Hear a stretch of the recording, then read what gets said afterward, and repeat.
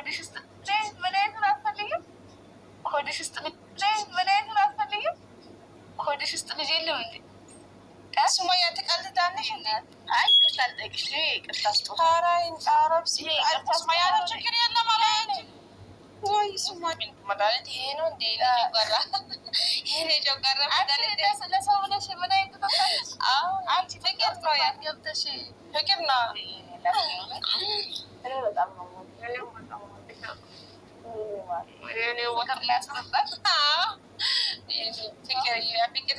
የፍቅር ሳይድ ያዘኛል። በዚህ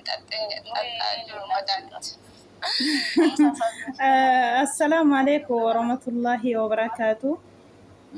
አሸማ ሀርከፉኔ አከም ጅርተኒ ከበጀምቶታፍ ጃለተምቶታ ነጋ ቀብደኒ በገጅራተኒ ኤጋ አኩማ አርጊተኒ ሱመያን yeroo hunda guyyaa guyyaarraa akka barbaadde hojjechuu dandeessi. Keenya kunii uummanni ani gizee tokko dhugaa rabbii maaf yoo itti manii yoo gorsanii hin dhaga'uu jedhaanan. Roozaatiin nama guyyaa meeqa namni biran deemiinii naqiinii kan jedhee guyyaa meeqaa jechuudha.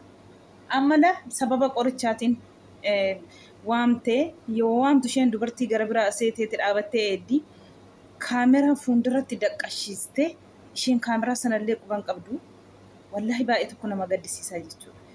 Akkatti immoo dhuftee isheen ija qabde yoo argitanitu ta'ee ilaala haala gammachuu moo haala dunnaa moo haala hinaafaati gizee ija ukkaamsitee jechuudha.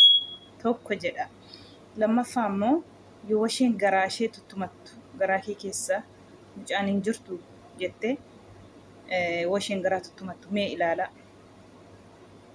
Sadaffaa immoo mormarraa baaseen sii fide inni isheen jettu maaliif mormarraa baastee fiduufi dhuguma jaalalaaf moo hinaafaa moo dhugumaani mee kana sunumti farada dhugaa rabbii sunumti farada baay'ee nama gaddisiisa.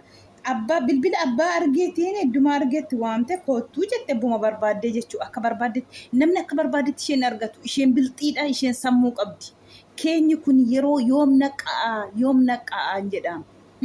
Yaa rabbii koo wallaahi na guddee miti maqaa rabbicha na guddee wallaahi isheen akka barbaaddetti hin argamtu nama immoo akka barbaaddee gochuu dandeessi bakka barbaaddetti waamuu dandeessi jechuudha. Amma yoo miti sammuu ofii namni gizee nama waamu bakka namni nama waame sanatti argamu yeroo hunda yaa rabbii baay'ee tokko nama gaddisiisa dhugaa. ምንም የሚሽቃበጥለት ነገር የሌለው ጥሩ ጓደኛ እንደ ማለት በጣም ከእህቴ በላይ የማይሽ በማንም የማልደራደርብሽ ውድ ጓደኛዬ ነሽ። ስለዚህ ማለት ራስ ወዳድ እንደዚህ ያክል ማለት እኔ ራሴ ክፉ ነኝ እንዴ እስከምል ድረስ ነው ራሴን የወቀስኩትና እኔ በዛ ሰዓት ሐኪም ቤት ተኝተሽ ሳይሽ በጣም ነው ያዘንኩት በጣም ከምነግርሽ በላይ ማለት ነው። እና እሺ ሐኪም ጊዜ ጽስት ባኤ ኮንገዴ አኒ ጃለቱን ተይጄ ቀጥታ አንቺ ጋር መጥቼ ምንም ነገር ባልልሽ ኖሮ ያ ሁሉ ነገር አይፈጠርም። እና ያሰብኩት ምንድነው አሁን አንቺ ጠጥተሽ አንድ ነገር ብትሆኚ እኔ በቃ ማለት ምንም በቃ ለራሴ ራሱ መስና ያጣውለት። ስለዚህ ከዚህ በኋላ ያው እኔ በርግጥ ጥሩ ኩሽና አይደለም ታውቂያለሽ። እኔ አውቃለሁ በጣም ያውቃለሁ። አንቺ ቆንጆዬ ልጅ ነሽ ምንም አይወሳልሽ። አንቺ ሽገው አንቺም ቆንጆ ነሽ ወላሂ በጣም ቆንጆ ነሽ። እኔ በጣም እወድሻለሁ። ሀማ ኬሲፊ ህያዱ አቲ በሬዱዳ akkamiin of jaalladhe jedha towaa tokko taatellee ani kan isheen jechaa jirtu akkuma ageessanii jechuudha.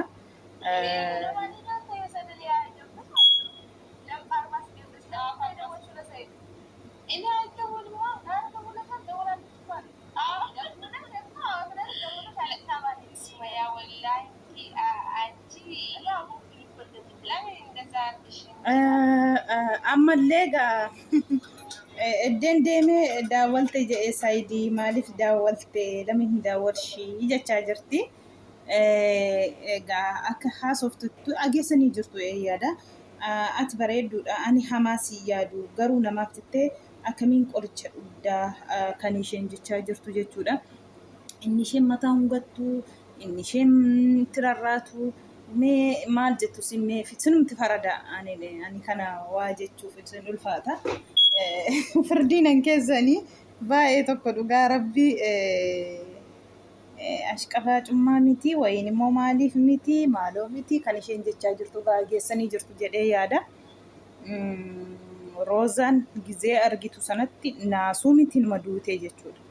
Ati maal fuutaa ani nama biraan eegaa jette naan eegaan jirtu kan isheen jette si Sumayyaanii ani dubartii gara biraadha jenna kan isheen jette egaa dhageessanii jirtu. Haala aariitiin ta'e haala gammachuutiin beeku garaa keessas turtumatti. Habila sanayyuu raafuu hin qabdu turte maatti beeka namni kokkolfaa nama miidhaan bara dhugaa rabbii maatti beetti habila sanatti waan ta'ee jiru dhugaa rabbii nama gaddisiisa wallahi yeroo hunda of hin gatiinaa naman amaniinaa yoo jedhan ijoolleen keenyi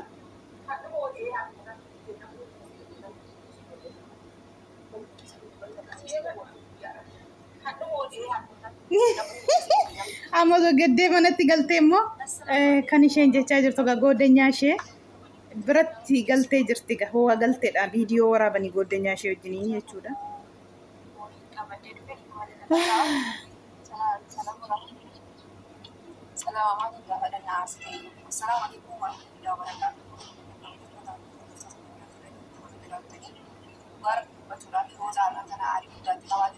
Aarii guddaa irraa qabaa jette goddanyaan immoo akkuma galte gamanarra barrii irratti jechuudha.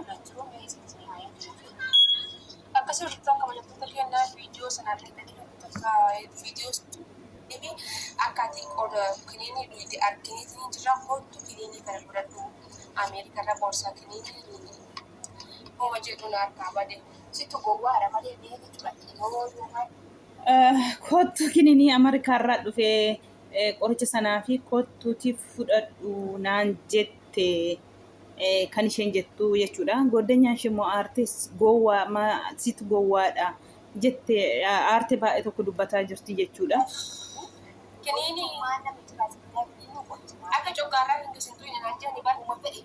Kiniinii akka congaarraa siin finne Ameerikaarraa sii dhufe kootu jetteeti inni ishee waamte sinii galee wallahi amma caammaa malee dhuf caammaa malee deema jette kun olaala naasuu guddina caammaa malee miilarrayyuu caammaa hin qabu jette.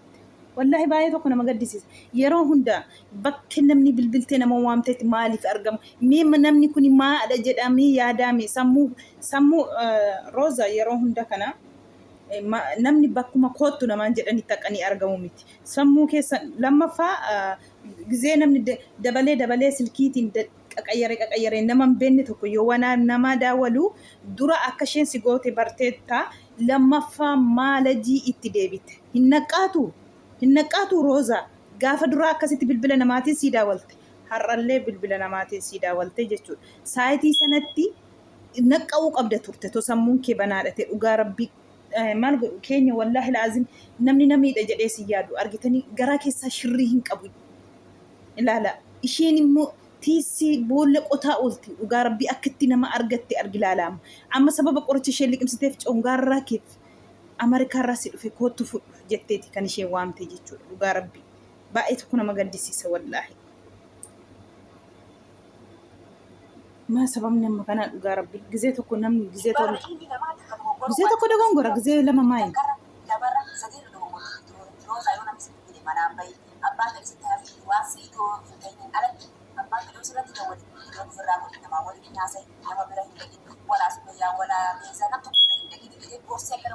Miskiina gorseeraa jette amma argitanii goddanyaan ishee Sayidoorraa kan hafe nama sii bilbiluu biran deemiin jedhee himeeraa lammaffaa sadaffaa jette dhugaa rabbii baay'ee tokko nama gaddisiisa dhuguma ishee jette wallahi namni bilbila hin beekne abbaa arge nama daawwalu dura waan hin ta'e arge sanaaf hin amanu lammaffaa sammuu banuu qabdi Roozaan.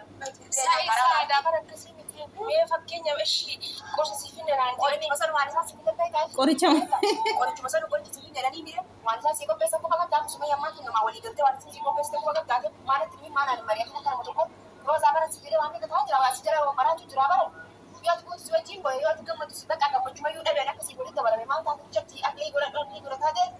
La ilaha illallah. Aarsa aadaa sirri ani badii qaba baraan ishii sagalee naa qabanii bara akka namoonni itti afaan Oromoo dubbatanii bakka kanatti qorsa kootu fudhadhu naan jedhanii bara qorsa kootu siifinnee jirra qorsa coggaarra kan argitanii bitamtoota ijoolleota bitamtoota silaa bitamtoota afaan Oromootiin sagalee qabanii fi kootu qoricha fudhu ilaala yeroo hunda Oromoo cabsan jedhanii ilaala kanadha wallaahi otoo arganii dhaanii gombisu ta'e ishee kootu jette sana dhugaa rabbii ani na ibesheen goddanyoonni ishee warra ishee fakkaatu moo warra afaan Oromoo dubbatu waliin sanaa galuu dideema isheen wajjiniin oolteen isheen wajjiniin bultu yeroo hunda amma nama bira deemtee namaa walii galteeti iyyuu argitanii afaan Oromootiin dubbattee kootu qoricha fudhadhu jettee waamsistee jechuudha ilaala baranes uteela intin mana nyaataa argitaniitu jedhee yaada mana nyaataa maqaa Taaddasaa Birruutiin kan banameeru jechuudha manichi gaafa sanas achi dhaqxeetiyyuu kan isheen ijoollee Oromootiin bilbilsiistee waamsistee jechuudha har'as ilaala isheen dura dabarsitee kaameraa fuuldura kaasistee nama ufii waamtee jechuudha yeroo hunda namni gizee tokko nama waama gaafa duraa dogongorte lammaffaan maayin bilbila haniin beenne waan namni nama maayin fiiganii dhaqan qoricha sii kenna waan immoo qoricha sakamiin inni isheen fudhachuu dhattu mana akiimii kaniin taane namarraa qoricha saayitii kana eenyuun amananiitiin qoricha namarraa fuudhanii liqibsanis dhuganis eenyumaan amanteeti saayitii kanatti isa kaminni qorichi hani mana akiimiin taane namaa fidu Ameerikaarraa yaa salaam Ameerikaarraati sayyuu Hancuungarraa Ameerikaa malee hin jiru Itoophiyaa keessa guute alhamdulillah mana akiimii keessa guute sammuu kee bani Rooza sammuu kee bani yeroo hunda dhugaa rabbi yeroo hunda gowwoomin dhiisi bilbila garagaraa adda sii bilbilamu maalumaaf innati jalaa kaastu sagalee sittaa qaban bilookki ofirraa dhayi kan isheen si gootu maal beekta kan isheen dhugaa rabbi wallahi ani habilichuma itti dhaate sana yoo maal beekama miimna eenyuun ni amama gubattee jirti bara sobdee ilkaantu kolfa malee keessi ishee cimaadha dhugaa rabbi nama aansiti wallahi Roozaan wallahi al'aazimina dhaare miti ani akka bidda kanaa gubadhe booshen akka kanaa itti rarraate sobdee mataa hungatti wallahi nama gaddisiisa dhugaa dubbachuuf garaagara kakkan hin godhin dhugaa abbaan qalbii isaa hin laalu sii gara se'iitoonni jaalataa dhugaa jaalata suma yaadattee Eshi amma na sobdee shi amma birri hada na sobdee birri borban na hinde borna qalti amma wo borna qalti gona wamti na jeesto sudaani wallahi kada bakal ajjeesu deemti na fakkaatti be kwansi himbe eshi meshi akkan godha shi maaluma taashi magana booda me maaluma ta'e na ketta me saadal shi me akkan godha shi na raafan jirtu suma yana deemu jirti akkan godha shi Pareshi afaan Oromoo sagalee naa kaadee beekaa sababa siifne naan jedhee kun ofirri morma na hiite na biraa deemti. Amma bira ofirraa baasa meeshii akka bilbishi saadamee akka godhe meeshii gizee kana si yaabsa maas. Yoo bitaa kanaan jenni ismaa'aan akka ilaalee kana qabdu. Suuraan kijjala qabdu. Daaroo isaan shawwattee bakka kanaatti gana takkaa jiru yeroo kana har'asitti arga. Egaa sagalee baay'ee si nageessise. Godanyaan isheellee aartee jirti egaa akka isheen dhufteen ishee biraa deebiteen godanyaan immoo qabdee jechuudha. Maala jiitiin itti deemtee kan isheen jechaa jirtu gizee tokko ol jettaa gizee tokko gadi jettaa bakka tokko hin dhaabattu saayidoo sirriitti hin jaallatta miti hin jaallatta hootee qaxxitaadha jetti akkaman godhaa boru naqaltii na biraa naftu sumayyaan boru naqaltuu yuun abduu kan isheen jettu jechuudha amma Roozaan kan isheen jettu amma saayidoo nan dhiisaa jechuudha natti fakkaata saayidoo dhiisuu maltee natti fakkaata. Hin ulfaata dhugaa dubbatanii Rooza rabbiin si haqeessu waan namni nama gorsee waan namni namaan jedhee otoo dhaabatanii aggeeffatanii otoo immoo gorsa namarraa fudhatanii bareedaadha. Namni mataa kee malee mataa ofii miti ansi gorsuu fi ragaa jedhii afaan Oromoo dhiisanii abbaa afaan Oromoo 99 sittaa ergaa oolan sammuu kee baneeti namni akkatti tooftaatti sitti fayyadamu sammuu kee banadhu. Sammuun kee isheen sammuu ishee hojjeta sammuun qabdi bara sammuun jirti kan ishee akka barbaadde isheen keenya kunoo yoo itti maniin agawuu yoo gorsaniin agawuu yaa rabbi akkamee yaa gooftaa guddaa wallahi ani man aare miti kiwuun jedheen man gubadhe wallahi fiigicha gizeen arge wallahi hin gubadhe dhugaa rabbi dhugaatiin isaa iddootti haa heerumtu. Dhugaatiin iyyuu haa heerumtus wayin sobayyuu haa ta'u garuu Sumayyaan bakka isheen itti waamtetti argamuu qabu. Nama bilbila hin beekne amma namatti daawwalu sagalee isaa ta'u eemuu isaa ta'u maalumaaf ani dura arge mitiire dura isa isheen na goote san isa yaadadhee ittuu bahu achuun ga'u. Qoricha immoo qoricha mana akiimii deemaniiti malee abbaan harkee kun qoricha jedhanii namatti laatanii namni namarraa fudhatan dhugaa rabbi nama gaddisiisa. Viidiyoon kun kanumatti haa dhaabbattu nagaan turaa waan dhaggeeffattaniif